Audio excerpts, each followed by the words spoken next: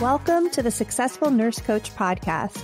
On this podcast, Laura and Shelby, both board-certified nurse coaches, show you how to make as much money as you want in private practice as a nurse coach.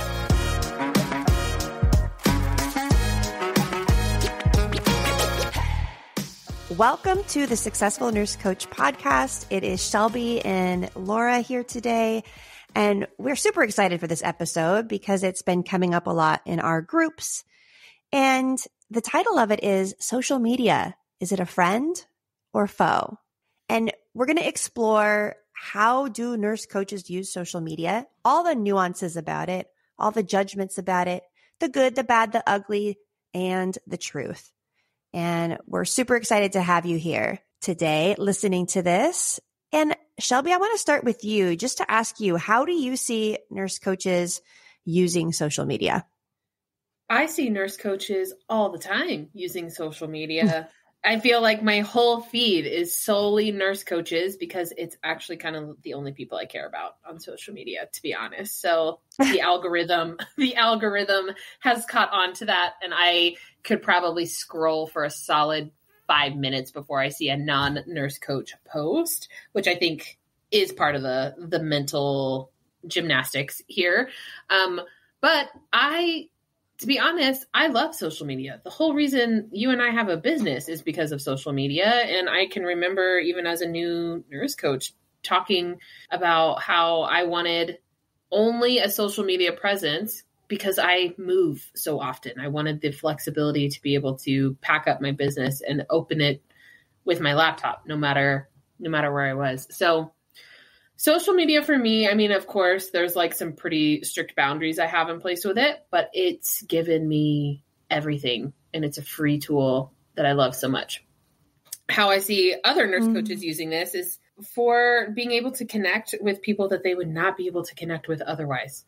Like, it's just such a magical tool that everybody uses, and you get to, or at least the way that we teach it, you get to be your authentic self and create clients that way through social media. So for me, social media has a lot more points in the positive side than the negative. But I think that nurse coaches who can embrace using social media, they have faster success. That the data from our clients suggests that. The data suggests that if you choose to use social media in some capacity, things will move a little bit faster for you. We do have clients who use no social media, and she'll be a guest here eventually, one of our year two peeps. So you don't have to, but we're really going to dive into how do nurses use it. And there's a couple ways that I see that you can use it. You can use it to market yourself and using it as a lighthouse. So a lighthouse, you are going to be flashing consistently and often by posting, by being present, and you're flashing your medicine, who you are. And after a while, people notice the lighthouse and they will be curious about the lighthouse and they'll come towards it and seek you out or ask you questions. That's one way. The other way is by being a tugboat, that you see other people suffering, having gaps, having issues, or maybe they're killing it and you're just excited for them and you reach out to them, pull them into your DMs, pull them into a conversation and create them as a client that way. So lighthouse versus tugboat, one, we're just being visible. The other one, we're being direct. Now, marketing using direct communication as a tugboat is faster in the beginning. So even if you're trying to decide which way you want to do it, everybody wants to be a lighthouse, but they don't want to post. They just want people to come and it doesn't happen. So if you can do a combination of both, that's fantastic. And then the other way that we market is we just share who we are. We just share what's important to us. We have a personal brand based not on strategy, but just authenticity and transparency. And the more you can liberate your true voice, the more people will be attracted to you, period. So that's really, we use it to market. But we have listed some benefits and some downsides, and we want to go deep into each of these and how they show up for our clients. So I'm going to let you start with benefits, Shelby, because you just said, I love social media. You're deciding to see it as a positive. Yeah. Again, I would not have a business without social media. Well, okay, maybe that's not completely true. If I decided to not use social media in the beginning, I would have found another way. But I chose this way and I made it work. So the benefits of using social media is it's free and you have a captive audience. Like, you have people that are going to read your stuff already. And you can connect anytime, anywhere, dressed in sweatpants, if that is the vibe.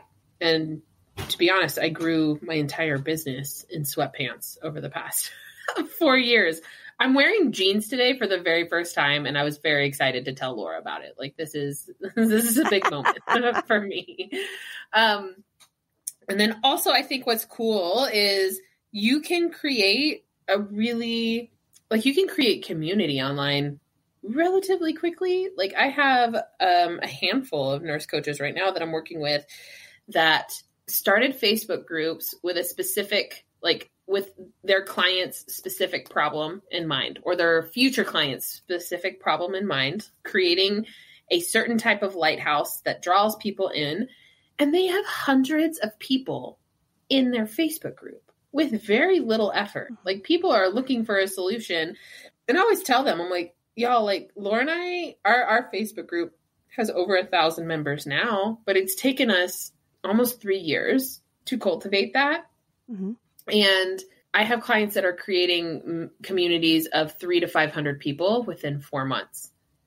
Again, with they're not like hustling to fill their groups. They're just, again, putting it out there. It's the lighthouse. People are looking for a solution, and then they find them.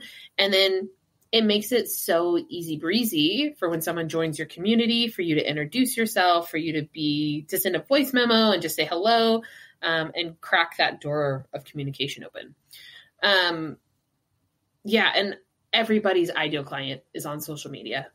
Every single person, because we all use it. Again, I think it's just like an extension of our culture right now. It's an easy, if you're trying to answer the question, where does my ideal client numb out? It's on social media, right? Like, it's an easy way to get in front of them. This is a little bit of a bold claim, but again, this is Laura and I's experience. I think that having a social media presence, and when I say that, I don't mean that you have to be an influencer, but just being present online makes your business recession proof. Like, if you are only relying on meeting in person, and then like a global pandemic happens, like, that gets cut off pretty quickly. And this is, again, just another way to ensure the longevity of your business. And a lot of us nurse coaches really love to travel. This makes your business completely mobile. As long as you have an internet connection, you can figure it out. I have learned over the years, my goal originally used to be able to work from anywhere. And I did that. And now my goal has shifted to, I want to be able to leave work at home and go travel anywhere. So that's the new goal that I'm working on. But like, in a pinch, and I've seen this happen for me time and time again, like, there's a family emergency and I have to fly across the country. I don't have to reschedule anything. I just have to plan my flight around my calls, and having a online business allows you to be mobile. Again, I know that having a purely online remote business is not for everybody, and that is okay. But these are the benefits of having an online remote practice. Yeah. So you can connect for free anytime, anywhere, dressed any way. You can easily create your own community. Lighthouse attracts people in there, your ideal client, in months, not years. And your ideal client is on it. Maybe not all of your ideal clients are on it. Maybe you do have some ideal clients who aren't on it, but there are also ones that are, without exception. Unless your niche is people that hate social media, then maybe they wouldn't be there. But every other niche on the planet, there are clients on it. It makes your business recession proof in some ways, and it allows you to travel. Those are the benefits we came up with, which is an amazing list. And I would say, 80% of our clients are maybe not in love with social media, but they're open to using it. And then we have 20% that are just really like, hey, it's just not my jam. I'm not interested in leveraging the benefits. I I want to do it another way. So totally cool. You can do it both ways. We also want to talk about the downside. So there are downsides to social media, and this is kind of what we see in ourselves and with our clients. Poor boundaries and always on devices. 2 years ago, this was me. I was hustling all the time. I was scattered. I wasn't present. It did not feel good. I got results. So I'm wondering if it's like a necessary part of the online hustle when you're trying to figure it out. But it didn't feel good. And so if you are going to build online, how do you create really healthy boundaries? Because you're walking around with a device that connects you to that world. And so I know, Shelby, you've taken Facebook and Instagram off your phone at certain times. We've done different things at certain times to change how easy it is to get sucked into a Facebook hole or an Instagram hole. So downside is that you can exercise poor boundaries. This next downside is really what made us do this entire episode. And Shelby briefly mentioned it, that if your feed is not intentional, it will be filled with only nurse coaches. And then the ads you'll be getting will be all for business coaches or how to make $1 million selling a course, how to make 6 figures with a podcast, how to do marketing made easy. Here's 5 steps to becoming a millionaire. All you have to do is work 3 minutes a day. That's your feed.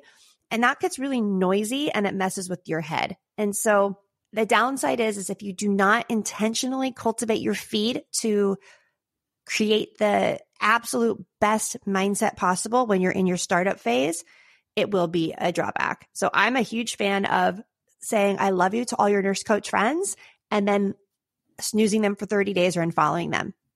Because if you unfollow all your nurse coach friends, then you won't, when you go to write your posts, it will feel original. You won't feel like you're reiterating the 19 posts you read of your friends doing the same thing. We encourage you guys to support each other on posts for algorithm reasons, but I also think there's a time and place to step away from that. What do you think, Shelby, around that? Yeah. So the way this comes through for some of our clients is, oh, I see so-and-so just crushing it on social media posts. And then somehow that doesn't leave any room for you to succeed on social media posts. Like except for our nurse coaching community that is really small and overlaps quite a bit, you guys are friends with completely different people. Otherwise, you have completely different set of eyes on your stuff. And this is my spicy hot take here is like, if you see someone showing up on social media all the time, it's because they don't have anything else going on in their business.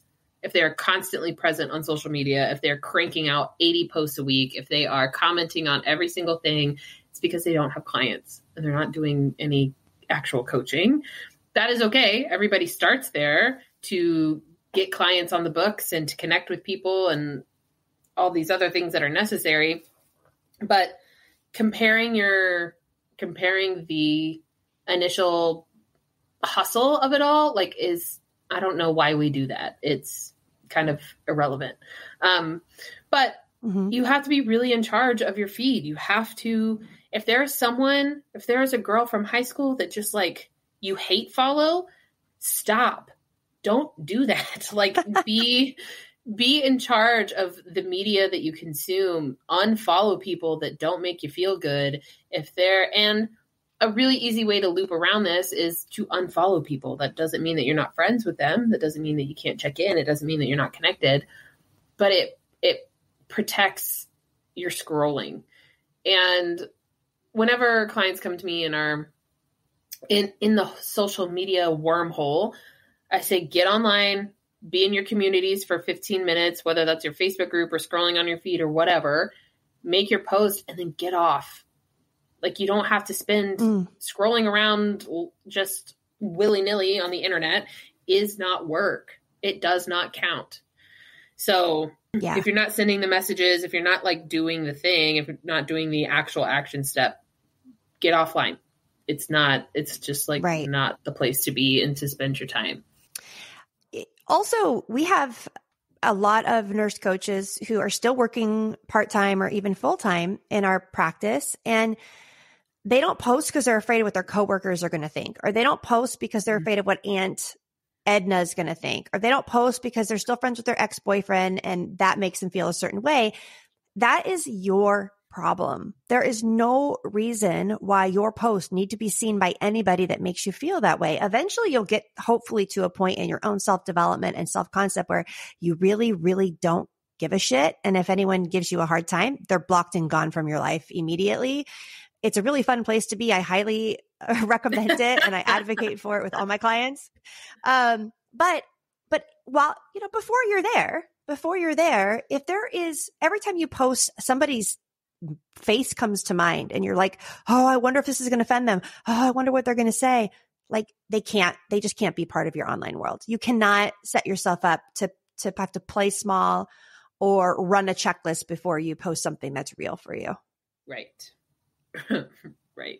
I hope what's coming through here is that like you are responsible for it all here. Yes. There's because it's really easy to outsource why you can't on social media because, I'm going to offend Uncle Jojo or I'm going to whoever you're afraid to be seen by. It's just such an easy out for your brain. And we don't get to do that here. Like I met my first coach through the internet. Laura met her first coach through the internet. Like I've never been bummed out that I connected with my coach that way. Like as someone who's been a client who's connected with somebody online, I've never been resentful in any sort of way that she sent me a random friend request or I saw her post or she showed up too much. Like she was my lighthouse. I followed her for years before I even knew I wanted to be a coach or to do anything. And when the time was ready, I knew who I was going to turn to. The only answer was her because she'd been showing up in my life for 18 months before I hired her. So again, your responsibility here, team. And if you're like, well, I don't have enough time to be on social media, I encourage you to go open your app right now and to have it tell you how much time you spent on your phone yesterday. And I preemptively call bullshit because you do. Yeah, you do.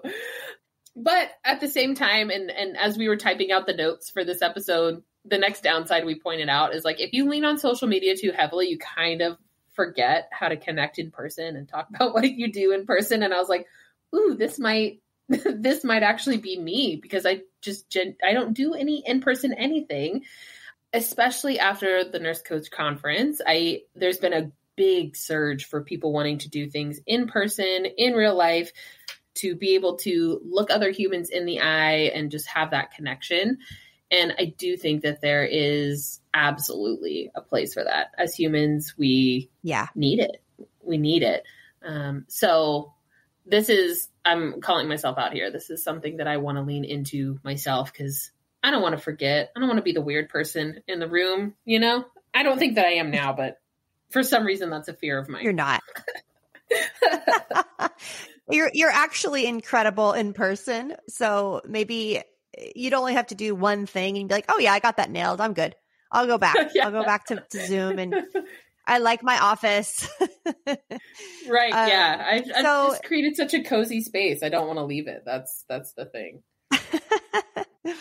And you mentioned that mindless scrolling can be confused with work. So again, we just lead with the intentionality, the awareness, the self-awareness, the time, what you're doing when you're there, how you feel when you're there, who makes you feel the way that you feel when you're there.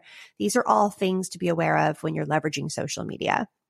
And the last downside that I think can be really tricky, and it's societal and it's cultural and it's prevalent in our influencer social media society, is that thinking that likes and comments are the only metric that your business is taking off or that you're going to make money. That is so freaking far from the truth. Here's the thing. Facebook and Instagram have algorithms that are what determine how many likes and comments you have, period. It is their algorithm that determine that. Yes, does it have to do with your content? Absolutely. But the algorithm is really going to decide the time of day that you post, how you post it. Does it have a picture? What does it look like? How fast did it get its first interactions? That's going to determine how many people see it. And that does not show all the people that freaking lurk, because I have had people hire me and say to me, I've been following you for months. I love all of your content. And I know that they've never liked or commented on anything of mine for 6 months. So there are lots of people that use social media to just view. They do not interact, and you're capturing those people as well. And so being really careful when you first get started, you post for your first 4 weeks in your business, you're getting 3, 4, 5 likes and maybe a comment here or there from other nurse coaches or like family members or friends. And then in 4 weeks, in 28 days, you say, Laura, it doesn't work. I'm trying everything and it doesn't work. It's just not true. It takes months. This is a long game. This is a strategy that takes, it's like going to the gym, hiring a personal trainer, working out 3 days a week, and then throwing in the towel after 4 weeks because you don't have a six pack. It's ridiculous. It happens over time with consistency, and the metrics cannot come from likes and comments, even though eventually that will go up. Yeah. Shelby, what do you have to add? I have a dozen stories of people who sign up for sales calls, who find my link from somewhere months ago that I posted it in the Facebook group, and they get on our calendar, and I'm like, I don't know who this person is. And I creep almost every time before I have a sales call if I don't know somebody, just to see if we've interacted before or anything. There have been plenty of times where there's nothing. And people have told me on the sales call right out of the gate, when I say, tell me about you. Where are you from? What are you into? And they say, oh, I've just spent 6 months just creeping on you, checking you out, assessing you. And I already know that I'm going to hire you. And to be honest, that's a little jarring. It's a little weird that someone can have such an insight to who they think you are before you meet in real life.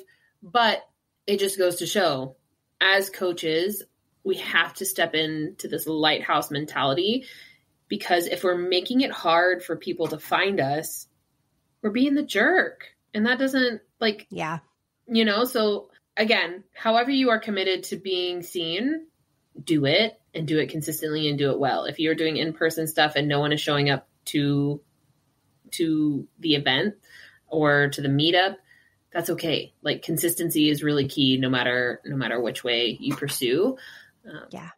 Also, a really other great example. On Facebook, I can post the same post on Facebook and the same post on Instagram. I will get 100 to 300 likes on a post on Facebook, and I will get 14 on Instagram. My following on Instagram, Instagram's my safe space. I don't really do a lot of business stuff over there. I go there to watch memes and do all that stuff. But, but I have a bunch of nurse coaches that follow me on Instagram and watch my stories. That's where I show up in the day-to-day, and they never interact. They never creep on me. But when we get on a sales call and they say, oh, I saw that you went and did this last weekend, or I saw that you did this, or it's a way, I feel like a way that makes me approachable by showing up online. So that was a little rambly, but, and you don't have to be consistent in posting every day, but don't be a ghost on the internet and then just expect people to magically message you after one post in 6 months. Yeah. I sometimes have our clients post every day for 14 days, not because I'm trying to help them get clients, but because I'm trying to have them face the fear of visibility. So the only time that I ask somebody to do a challenge or a visibility challenge is when that's the fear of visibility is so big that I'm like, well, we could just karate chop that and face it in the next 2 weeks. And it can be 2 sentences. You could ask a question, can be a post. You can post a meme. You can post a picture. It doesn't have to be a life-altering, insanely inspiring, perfect copy with call to action every time. It can be, you can set the bar low and still show up consistently. And then I wanted to just talk about my own experience with social media, because it has changed so much. And I decided at one point that I was going to love it, that I thought it was a divine tool to connect me to other humans. I was so grateful for it. And I began to look at it as something, it was a privilege and something I got to be a part of, because I had so many negative stories about how it wastes time and it's going to collapse humanity and it's all bad. And I watched that documentary. What was that documentary called about Facebook? Do you remember, Shelby? I don't remember what it's called, but I know what you're talking about. Yeah. I forget what it's called, but it's about like the dark side of Facebook and the dark side of social media. And that would have been really easy to just hang on to that and then let it go. And my husband was totally against social media. And so his beliefs would bleed into my beliefs. And I decided, nope, I'm going to love it. I'm going to love the ability for me to connect with people in all over the world instantly, whenever I feel inspired, however I feel inspired. And so also the responsibility to choose to see this as a neutral tool or a divine tool. It's ours. It's our decision. And if we have a negative connotation around it and we desire a positive, we can do that through thought work and through intention. 100%. I quickly Googled what that documentary is called. It's called The Social Dilemma. And don't go watch it. Don't go watch it. But again, these are, at the end of the day, these are all thoughts and feelings that we have about social media, and thoughts and feelings can be intentionally shifted into what you want to actually do about it. So yeah, I could just rant forever about this social media can be such a tool. It can be such a tool if you let it be, if you choose it for it to be. It can open so many doors, connect you to so many beautiful humans, and you can have your cake and eat it too. You can still have the in-person stuff. You can still do in-person coaching. You can still do all of that, but try it. Don't shoot yourself in the foot before you give it a real chance. And I think by giving it a real chance, that's at least a year. It's at least a year of trying it out and being consistent. Right. Ooh, I love that you said that. Like that really puts it into perspective that we can't form a judgment after 4 weeks. How have you seen people really win in social media? And I have a personal story about this, of some posts that I did that made me a lot of money. And interestingly, it was the posts that were not designed to make me a lot of money. They were the posts that came from a deep yearning in my heart to express myself. And I know we have client stories, so I'd love to hear some of your client stories about people winning in social media. Yeah. Well, there's been, more than a handful of times to where I've personally made a very direct post about the kind of client I want to call in, and I'll post it. And then within like 10 minutes, someone messages me and says, "Hey, you're talking about me." And then we jump on a call right then, and they say yes. And I made like several $1,000s within 15 minutes, And then I think that like our clients that have the most success on social media are the ones that are so good at beautifully expressing themselves online. Like they have this ability to tell a story with where they're at. And I think that storytelling is just such a powerful, powerful tool. And I've seen also just like weird things. I know that I've told this story before, and the nurse coach, every time I tell the story, she always shoots me a message. So I'm preemptively prepared for the message. But she posted a story about her dirty kitchen table. And then someone messaged her and was like, "Oh my God, I have a dirty kitchen table. Can you coach me?" like weird, not like weird, but just like, again, I think showing up when it's not perfect, when it's not curated, when you don't have a master plan, but when you have a story to tell and you show up as yourself, that is just so much more powerful and potent for people to pay attention and to watch what you're up to. Yeah. And I know that I posted a picture in our Facebook group a few months ago of me in a really baggy t-shirt. And I was standing in my bathroom, and it literally looked like a bomb had gone off in there. Like there was shit all over the counter. Everything was everywhere. There's toothpaste on the mirror. And it was a post talking about like, I get messages all the time of people asking how I do it all. And like, I don't do it all. And here's evidence of how I don't have it all together. And like, people freaking love that post. I got so many messages about that post. And I think the more we can help humanize personal development and take some perfectionism off the table, it makes it attainable for other people. It makes them want to do it. So, Yeah, I think our clients that are naturally good storytellers, storytelling can be a skill that you learn if you're not, but ones that are storytellers tend to have the ability to connect the fastest with their clients. Yeah. And we call that writing copy. Like a story could be copy. There's different structures of different types of posts, different rules that will help you if this is brand new skill to you. We do offer copywriting, a copywriting workshop in our course and in our programs. Again, writing copy is a skill. Some people are born with the natural ability to do that out the gate. Some people like me had to work a little bit harder at it, had to read a lot of other people's really, really good posts to begin to pick up on what made them good. And then me emulating that. Starting off a post off with something that's attention grabbing and not vanilla. And for the love of God, I'm going to say something very profound here. So turn down roll up your car windows if you're listening to it in the car, cover your kids' ears if your kid's listening to it. Don't be fucking vanilla, because not everybody loves vanilla ice cream. Be you. Like sprinkles, put some weird like gummy bears on it. However you do your frozen yogurt, like do that in your post, whatever it is. The more you can be, the faster you're going to attract your people. And people always post vanilla because they think it's safe and they think it's professional and they think it's the way they're supposed to.